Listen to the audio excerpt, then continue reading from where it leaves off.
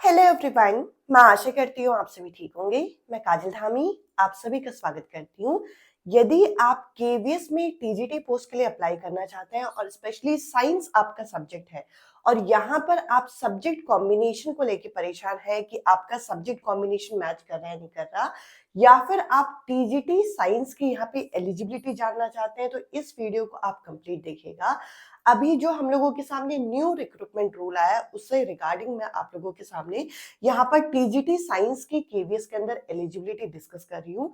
अगर इस वीडियो को आप कंप्लीट देखेंगे तो आपके सभी डाउट जो है वो क्लियर हो जाएंगे, चाहे वो ग्रेजुएशन में परसेंटेज वाइज जो डाउट होता है वो है, चाहे आपका सब्जेक्ट कॉम्बिनेशन का डाउट है। तो चलिए आज की इंपॉर्टेंट वीडियो हम शुरू करते हैं और मैं पहले ही बोल रही हूँ वीडियो को आप पहले कंप्लीट देखिएगा। सबसे पहले तो अगर आप केवीएस में टीजीटी साइंस के लिए आप अप्लाई करना चाहते हैं तो सबसे पहला जो कंडीशन है वो है कि आपके पास आपकी ग्रेजुएशन की डिग्री कंप्लीट होनी चाहिए। साथ ही साथ आपका बीएड जो होगा ये भी क्या होना चाहिए, ये भी यहाँ पे कंप्लीट होना चाहिए। यानी कि अगर आप लास्ट सेमेस्टर में हो और आप अप्लाई करना चाहते हो तो ऐसा नहीं होगा, आपका ये कोर्स जो है वो कंप्लीट होना चाहिए। साथ ही साथ यहाँ पर आपका सीटेट पेपर 2 जो कि स्पेसिफिक मैथ साइंस से यहाँ पे क्लियर होना चाहिए। 90 मार्क्स जनरल कैंडिडेट के लिए और ओबीसी एससी एसटी कैटेगरी के लिए 82 मार्क्स। तो सबसे पहले तो यही 3 कंडीशन है। मुझे लास्ट वीडियो में कई सारे कमेंट आए कि अभी हम लास्ट सेमेस्टर में है, क्या हम अप्लाई कर सकते हैं? ऐसा नहीं है। विदाउट सीटेट विदाउट बीएड यहाँ पे आप इसमें अप्लाई नहीं कर सकते। अब अप्लाई करना भी चाहते हैं तो यहाँ पर एक चीज हमें बहुत परेशान करती है जो कि है आपका सब्जेक्ट कॉम्बिनेशन। तो सब्जेक्ट कॉम्बिनेशन जरा ध्यान से यहाँ पे सुनिएगा। सबसे पहले तो अगर आप यहाँ पर इन सारे वर्ड्स को देख रहे हैं तो आपको एक चीज यहाँ पे क्लियर हो रहा है कि आपने अगर अपना बीएससी जो है वो आपने अगर पीसीएम से कर रखा है तो आप यहाँ पर एलिजिबल नहीं हो। आपको इतना यहाँ पे क्लियर हो रहा होगा। अब साथ ही साथ यहाँ पर अगर हम ध्यान से यहाँ देखते हैं तो जिन कैंडिडेट ने यहाँ पर केमिस्ट्री या फिर फिजिक्स ऑनर्स कर रखा है ये कैंडिडेट भी यहाँ पे आपके एलिजिबल नहीं होंगे। आप सब्जेक्ट देख सकते हैं, सब्जेक्ट जो है मैच ही नहीं करते।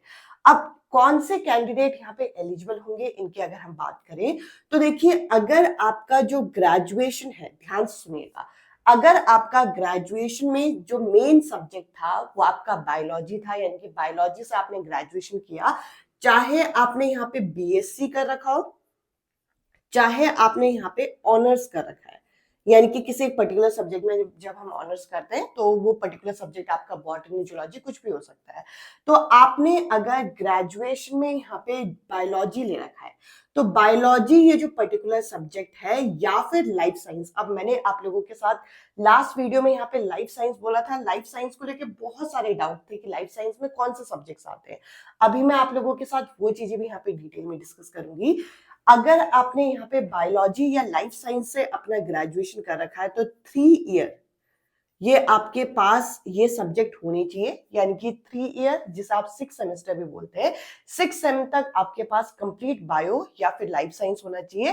प्लस एक और कंडीशन यहाँ पे है कि बायोलॉजी के साथ या फिर लाइफ साइंस के साथ आपके पास यहाँ पर बॉटनी, जूलॉजी, केमिस्ट्री, ये तीनों नहीं, इन तीनों में से एनी 2 कोई भी 2 आपके पास यहाँ पे 1 ईयर या फिर ये आपके कितने 2 सेमेस्टर। अब 2 सेमेस्टर कौन से सेमेस्टर? कोई भी 2 सेमेस्टर चलेगा, फर्स्ट 2 सेमेस्टर या फिर ऑल्टरनेटिव सेमेस्टर, कोई भी 2। तो इस तरीके से सबसे पहली कंडीशन इन्होंने यहाँ पे रख दी। और हाँ, चाहे आपने ऑनर्स का रखा है चाहे आपने बीएससी का रखा है, अगर आपके पास ये सारे कॉम्बिनेशन है तो आप यहाँ पे एलिजिबल होंगे।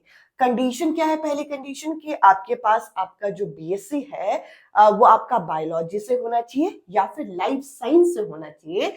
साथ ही साथ आपने अपने पूरे ग्रेजुएशन के जो 6 सेमेस्टर आप पढ़ रहे हैं उनमें से किसी 2 सेमेस्टर में या फिर 1 साल आप कह लीजिए इसे, उसमें यहाँ पे बॉटनी, जूलॉजी, केमिस्ट्री। अब यहाँ पे आप देखेंगे कि अब बहुत सारे कैंडिडेट ऐसे हैं जो कहेंगे कि हमने बायोलॉजी से ग्रेजुएशन कर रखा है पर हमारे पास केमिस्ट्री नहीं था, हमारे पास बॉटनी जूलॉजी था यहाँ पे तीनों साल। आप लोग यहाँ पे एलिजिबल हो, क्योंकि यहाँ पे सिर्फ ये कंडीशन मानी गई है 2 साल, सॉरी इनमें से कोई 2 सब्जेक्ट 1 साल के लिए होना चाहिए।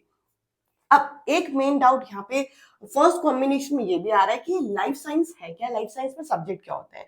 अगर आप लाइफ साइंस से ग्रेजुएशन करते हैं तो लाइफ साइंस में जो कोर सब्जेक्ट होते हैं वे होते हैं आपके बॉटनी, जूलॉजी जो कि डिमांड वाले सब्जेक्ट भी है, माइक्रोबायोलॉजी, इसके अलावा biochemistry, cell biology, genetics, molecular biology और बायोटेक।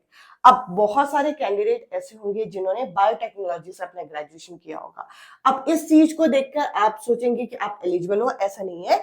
यहाँ पर सबसे पहले तो आपका लाइफ साइंस से ग्रेजुएशन होना चाहिए। अगर आपका लाइफ साइंस से ग्रेजुएशन है तो इसके बाद भी इन्होंने क्या किया, इसके बाद भी इन्होंने इन सब्जेक्ट को प्रेफरेंस दी है।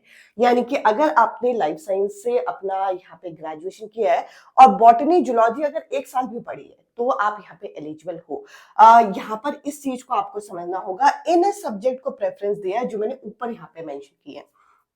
इसके बाद अगर मान के चलिए कि कोई ऐसा कैंडिडेट है जिसने नॉर्मल बीएससी या फिर बीएससी ऑनर्स हमारा किससे किया है, यहाँ पे बॉटनी से किया है। अगर आप ऑनर्स करते हो तो आपको पता है कि 3 साल तक आपके पास ये पर्टिकुलर सब्जेक्ट तो होता है। आपने अगर बीएससी भी किया है यहाँ पे बायोलॉजी से, सॉरी बॉटनी से, तो वो 3 साल तक होगा। प्लस यहाँ पर आपके पास क्या होना चाहिए, यहाँ पर आपके पास जूलॉजी और केमिस्ट्री होना चाहिए। अब मुझे एक कैंडिडेट का मैसेज आया था कि मैम मैंने यहाँ पे बॉटनी ऑनर्स किया हुआ है, बट मेरे पास जो सब्जेक्ट थे बॉटनी ऑनर्स के साथ साथ यहाँ पर जूलॉजी तो था पर साथ में साइकोलॉजी था, केमिस्ट्री नहीं था। तो देखिए अगर आपके पास केमिस्ट्री नहीं होगा तो आप एलिजिबल नहीं होंगे। ये रेड कलर के मार्कर से मैंने इसीलिए लिखा है क्योंकि ये सब्जेक्ट भी उतने ही नीडेड है जितने की आपका मेन सब्जेक्ट। अब इसके अलावा यहाँ पे अगर हम जूलॉजी की बात करें तो जूलॉजी में भी सेम यही क्राइटेरिया आपका फिट होता है कि अगर आपने जूलॉजी से अपना बीएससी या फिर बीएससी ऑनर्स कर रखा है तो आपके पास बॉटनी और केमिस्ट्री 1 साल, इस चीज को समझिएगा, ये सब्जेक्ट 1 साल या 2 सेमेस्टर आपके पास होने चाहिए, एनी 2 सेमेस्टर। तो ये चीज आपको यहाँ पे समझनी है। आई होप ये चीज आपको क्लियर हो गई होंगी। अब एक मेजर डाउट ये आता है कि हम लोगों के ग्रेजुएशन में जो परसेंटेज है, देखिए ये मैं यहाँ पे रब कर रही हूँ, ग्रेजुएशन में ये जो परसेंटेज है इसमें एग्रीगेट और सब्जेक्ट कंसर्न इनका मतलब क्या है। तो देखिए इस चीज को जरा मैं आपके सामने जरा डिटेल से समझाती हूँ कि केवीएस अपने जो रिक्रूटमेंट रूल होता है या फिर जो आपके नोटिफिकेशन रिलीज करता है उसमें साफ साफ लिखता है कि अगर आप टीजीटी साइंस या टीजीटी में किसी भी सब्जेक्ट के लिए आप अप्लाई करना चाहते हो तो आपके ग्रेजुएशन में एक तो एग्रीगेट कितने होने चाहिए, एग्रीगेट आपके 50% होने चाहिए और साथ ही साथ आपका जो कंसर्न सब्जेक्ट है इसमें भी कितने होने चाहिए, इसमें भी 50% होने चाहिए। अब एक्चुअल में इस वर्ड का मतलब क्या है इसको जरा समझते हैं। देखिए एग्रीगेट वर्ड का मतलब क्या होता है। एग्रीगेट वर्ड को अगर हम इजी लैंग्वेज में देखें, एग्रीगेट वर्ड है आपका ओवरऑल, यानी कि आपने 3 साल का अपना ग्रेजुएशन किया, फर्स्ट ईयर में जो आपके परसेंटेज आए वो आपने यहां पे लिख दिया, सेकेंड ईयर में परसेंटेज आए यहाँ पे लिख दिया, थर्ड ईयर में परसेंटेज आए यहाँ पे लिख दिया। अब देखिए जरूरी नहीं है कि हमारे हर ईयर में ज्यादा ही आए। अगर आपके हर ईयर में 50% से ऊपर है तो आपको सोचने की जरूरत ही नहीं है।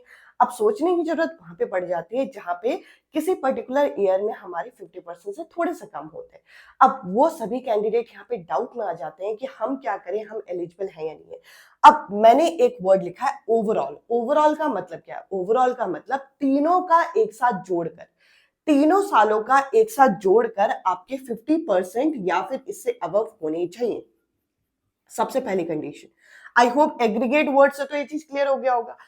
अब दूसरा यहाँ पे आता है कंसर्न सब्जेक्ट। अब ये कंसर्न सब्जेक्ट क्या है, फॉर एग्जाम्पल मैं मान के चलिए कि मैंने बॉटनी ऑनर्स कर रखा है, बॉटनी ऑनर्स कर रखा है तो मेरा कंसर्न सब्जेक्ट क्या होगा, मेरा कंसर्न सब्जेक्ट एक होगा बॉटनी, एक होगा जूलॉजी और एक होगा भाई केमिस्ट्री, यही होगा। अगर मैंने मान के चलिए कि बायोलॉजी से अपना बीएससी कर रखा है तो मेरा कंसर्न सब्जेक्ट क्या होगा, या तो बॉटनी जूलॉजी या जूलॉजी केमिस्ट्री या बॉटनी केमिस्ट्री, कुछ भी हो सकता है। तो कंसर्न सब्जेक्ट यहाँ पे 3 कंसर्न सब्जेक्ट है अगर हम टीजीटी साइंस की बात करें। तो कंसर्न सब्जेक्ट जैसे कि मैंने यहाँ पे बॉटनी का एग्जाम्पल ले लिया। अब कंसर्न सब्जेक्ट में 50% का क्या मतलब है? कंसर्न सब्जेक्ट में अब मान के चलिए कि फर्स्ट ईयर में किसी बच्चे के 60% आए, सेकेंड ईयर में 60% आए, थर्ड ईयर में 40% आ गए। अब यहाँ पे कंफ्यूजन ये हो जाता है कि थर्ड ईयर में तो 40% आए, अब ये एलिजिबल है या नहीं है। जैसा कि मैंने कहा, अगर आपके तीनों ईयर में 50 से ऊपर है तो सोचने वाली बात नहीं है। सोचने वाली बात वहां पर आ जाती है जहां पे थोड़े से कम होते हैं। अब कंसर्न ईयर में भी आपका ओवरऑल देखा जाता है।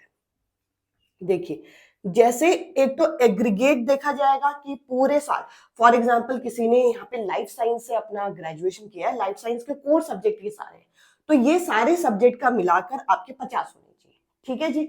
और साथ ही जूलॉजी में या फिर बॉटनी जो उसका मेन सब्जेक्ट है उसमें भी ओवरऑल उसके कितने होने चाहिए? 50। तो यहाँ पर 40 होने से आपको दिक्कत नहीं होगी। ओवरऑल जो है, एक तो कंसर्न सब्जेक्ट में ओवरऑल 50 से ऊपर होने चाहिए, एक एग्रीगेट में ओवरऑल 50 से ऊपर होने चाहिए। तो ये चीज आपको यहाँ पे देखनी है। ग्रेजुएशन में कंसर्न ओवरऑल का ये मतलब है। सब्जेक्ट कॉम्बिनेशन आप लोगों का ये है, बीएससी कंप्लीट होना चाहिए, सीटेट पेपर 2 आपका क्वालिफाई होना चाहिए, जब तक फॉर्म निकले तब तक।